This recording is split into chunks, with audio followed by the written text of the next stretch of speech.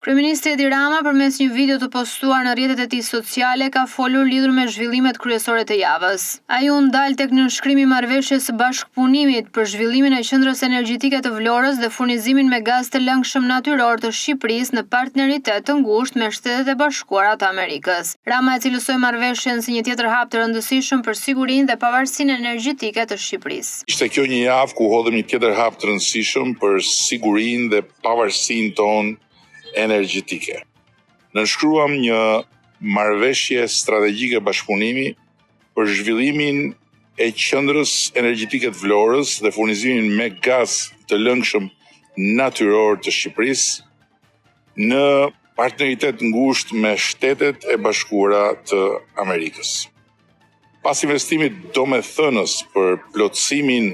dhe transformimin e tesit Vlorës, një strukturë e cila ka nevojë të plotësohet me komponent tjetër, por që ishte ndërtuar të punonte me naftë dhe do të punojë në fakt me gaz, Shqipëria do të furnizohet me gazin e lëngshëm amerikan për një periudhë 20 vjeçare dhe përmes tecit Vlorës do të prodhojë energji elektrike duke krijuar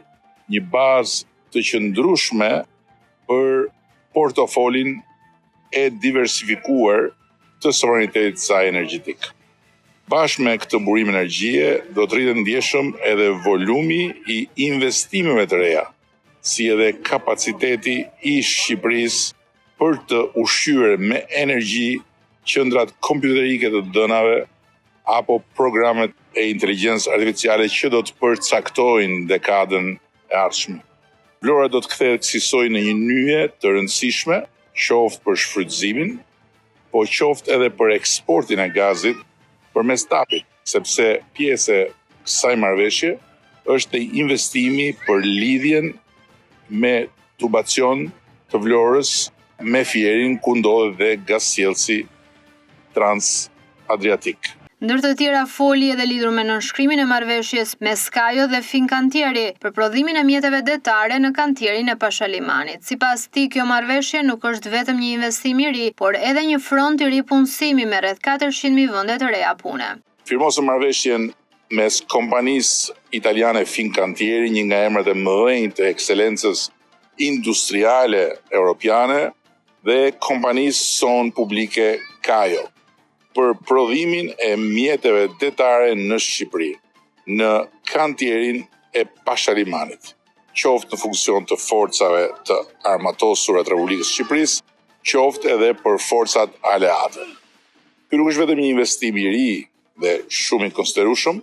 por është edhe një front i ri punësimi me rreth 400 vende të reja pune të mirë paguara në fazën e parë, një perspektivë konkrete për të rinjtë të rejat, duke filluar nga nxënësit dhe nxënëset e shkollës profesionale industriale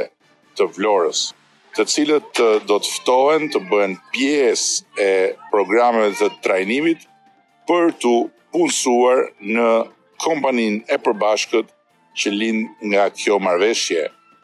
Fincantieri Albania. Shënimet e javës së kryeministit Rama këtë herë u kryen nga Berlini, pasi atje kreu i qeverisë ka çelur ekspozitën e tij të re me piktura e skulptura.